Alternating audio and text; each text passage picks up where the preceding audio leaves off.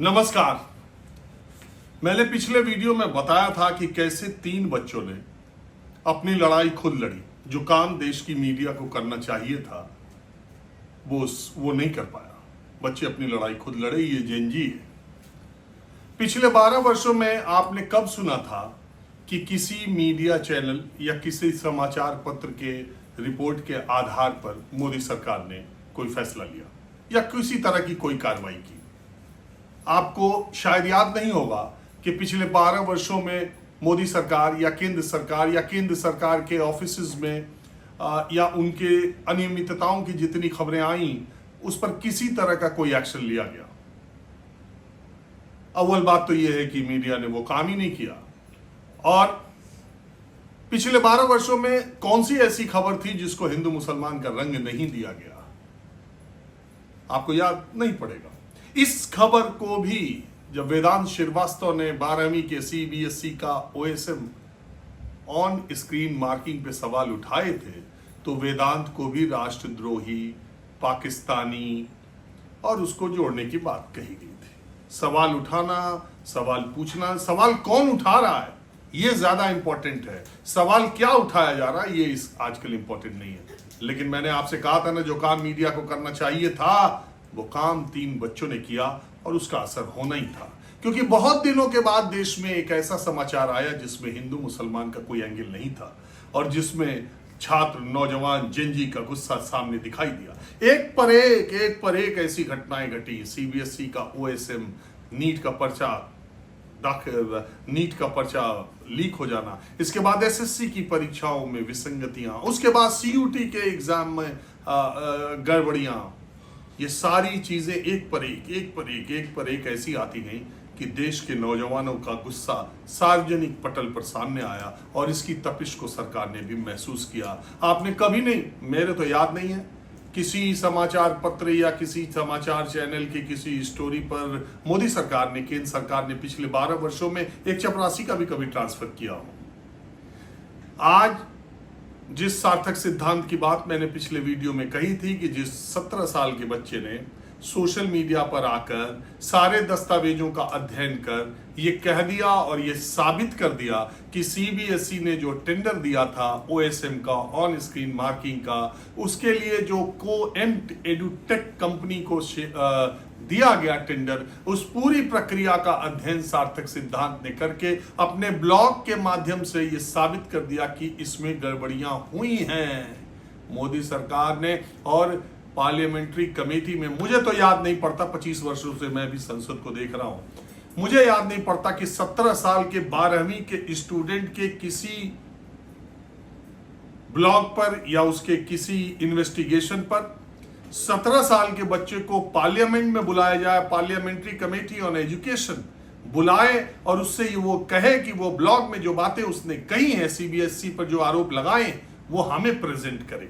वो प्रेजेंटेशन आज 17 साल के बच्चे सार्थक सिद्धांत ने पार्लियामेंट्री कमेटी के सामने वो प्रेजेंटेशन दिया जो उसने ब्लॉग में दिया। और उसके निकलने के बाद ही खबर आई कि सीबीएसई के चेयरमैन राहुल सिंह और सेक्रेटरी हिमांशु मिश्रा का तबादला कर दिया गया। तबादला, लेकिन अब क्या है कि इस सरकार में तबादला भी बड़ी खबर है। उसको इस तरह से पेश किया गया कि प्रधानमंत्री नरेंद्र मोदी के दखल के बाद बड़ा एक्शन लिया गया सीबीएसई पर। एक्शन क्या बड़ा लिया गया कि राहुल सिंह और हिमांशु मिश्रा का ट्रांसफर हो गया। लेकिन चूंकि ट्रांसफर होना भी इस सरकार में एक बड़ा फैसला कहा जाता है, इसलिए उसको प्रधानमंत्री से जोड़कर जो कुछ भी होता है देश में वो प्रधानमंत्री से ही होता है। आपको मालूम, प्रधानमंत्री निगरानी कर रहे हैं नीट की भी, और प्रधानमंत्री के दखल के बाद ही सीबीएसई का ये मामला आया। इस देश में शिक्षा मंत्री, एजुकेशन मिनिस्टर, इस देश में सेक्रेटरीज, इस देश में एमओएस, इस देश में सीबीएसई, इस देश में एनटीए, ये लोग कुछ नहीं कर रहे हैं। ये लोग ऐसे ही बैठाए गए हैं। सब कुछ ये लोग गड़बड़ी कर रहे हैं, प्रधानमंत्री उसको ठीक कर रहे हैं। अकेला प्रधानमंत्री ही कर रहे हैं।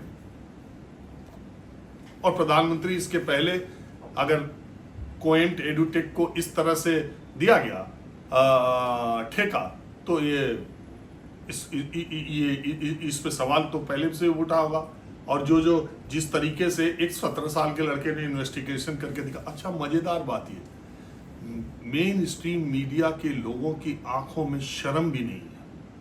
मैंने अपने कल के वीडियो में सीधे सीधे तीनों लड़कों का नाम लिया और तीनों ने क्या क्या काम किया जिससे सीबीआई घुटने पर आने पर, सीबीएसई घुटने पर आने पर मजबूर हुई। एक लड़के से माफी मांगी, दूसरे लड़के के इन्वेस्टिगेशन पर सार्थक सिद्धांत के इन्वेस्टिगेशन पर सीबीएसई के चेयरमैन और सेक्रेटरी का ट्रांसफर हो गया। मैंने उन तीनों लड़कों ने क्या क्या किया पिछले वीडियो में डिटेल से आपको बताया था। आज फिर इस वीडियो में सार्थक सिद्धांत की बात बता देता हूं। जो बहुत सारे टीवी चैनल्स और बहुत सारे, आपने अगर देखा हो, मैंने तो देखा नहीं, लेकिन मैं अखबारों का देख रहा हूं, वेबसाइट्स को देख रहा हूं, वो सार्थक सिद्धांत के ब्लॉग से उसके इन्वेस्टिगेशन को निकालकर, जो उसने बहुत ही मेहनत से इन्वेस्टिगेट किया है और सारा दूध का दूध पानी का पानी किया है, उसके इन्वेस्टिगेशन को अपनी वेबसाइट, अपने अखबार में छापकर अपना एक्सक्लूसिव रिपोर्ट बता रहे हैं। और वो बच्चा उन सारे लोगों को ट्विटर पर, एक्स के जरिए, इंस्टा के जरिए जवाब दे रहा है कि यार क्रेडिट तो दो, अगर क्रेडिट नहीं लेना चाह रहे हो तो अपनी क्रेडिट तो मत लो, ये इन्वेस्टिगेशन आपने किया कहां से। और मजेदार बात, मुझे कोई बता रहा था, शायद आपने देखा हो, कई चैनलों ने ये दिखा दिया कि उनकी खबर का असर सीबीएसई के चेयरमैन और सेक्रेटरी का ट्रांसफर। बड़ी अजीब व गरीब बात है। एक 17 साल के बच्चे ने, सार्थक सिद्धांत ने, एक 17 साल के बच्चे वेदांत श्रीवास्तव ने, निसर्ग अधिकारी ने, ये तीन बच्चों ने ये दिखा दिया कि ये ओएसएम में दूसरे की कॉपी, दूसरे का रोल नंबर चढ़ा करके भी स्कैन होकर के मार्किंग हुई है। मैं ये नहीं कहता, वो उनकी संख्या 17,68,000 में कम है, काफी कम है। ऐसा नहीं है कि इतने के साथ हुआ है। साइंस स्ट्रीम के लोगों को ज्यादा झेलना पड़ा है, लेकिन जो भी हुआ, किसी के साथ अन्याय हुआ तो उसको आपको मानना तो पड़ेगा।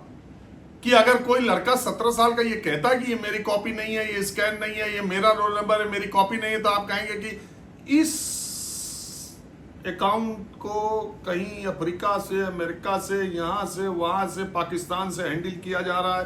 अरे इसने सवाल कैसे पूछ दिया। एक लड़का जो अपने ब्लॉग पर बता रहा है कि कोएम्ट एडुटेक को कैसे ठेका दिया गया, क्या क्या तरीके अपनाए गए, उस पर चर्चा करी जानी चाहिए।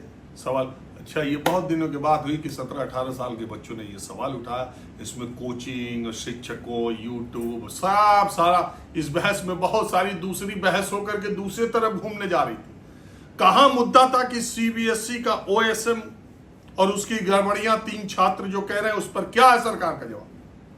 कहां तो सवाल था कि नीट के एग्जामिनेशन पेपर अगर इस साल रद्द हुए तो 2024 में जो लीक हुआ था उसका जिम्मेदार कौन है।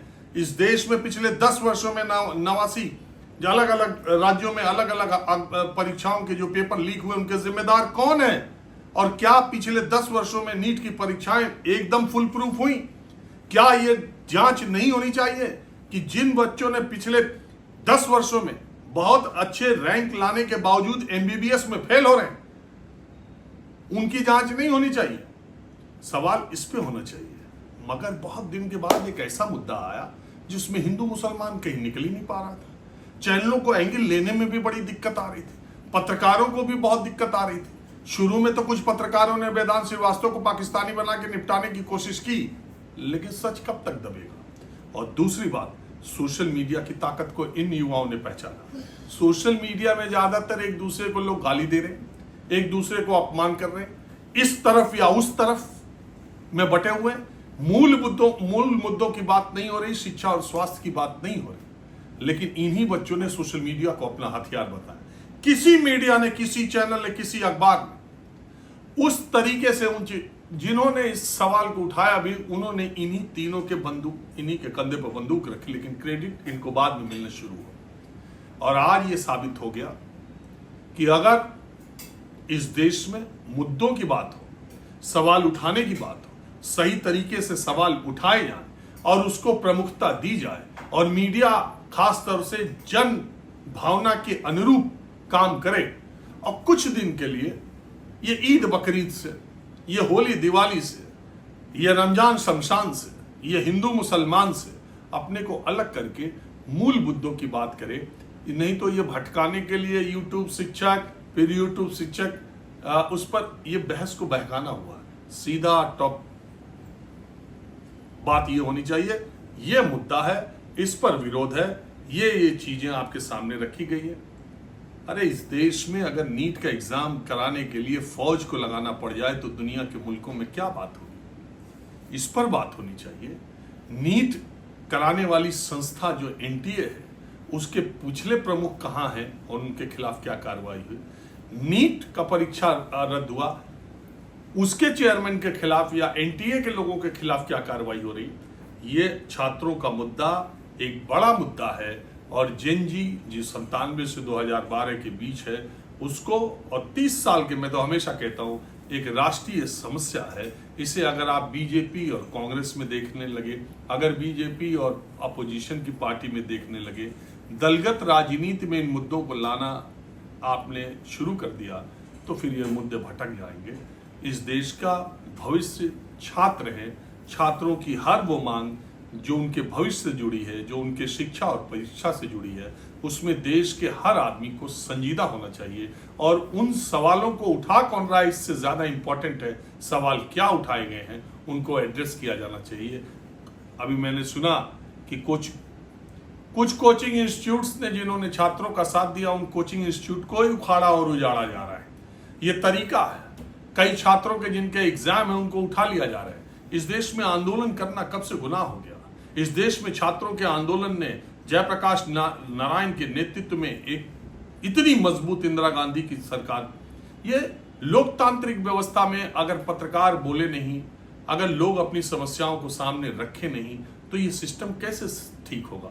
सवाल हम उससे पूछने जाएं जिसके पास 100 सांसद है, सवाल हम उससे पूछने जाएं जो जमींदोज हो गया चुनाव में, सवाल हम उससे पूछेंगे जिसे जनता ने सिर आंखों पे बिठाया है, सवाल हम उससे पूछेंगे जो सरकार में आता है, सवाल हम उससे पूछेंगे जिससे सवाल पूछने पर हमको समाधान मिलेगा।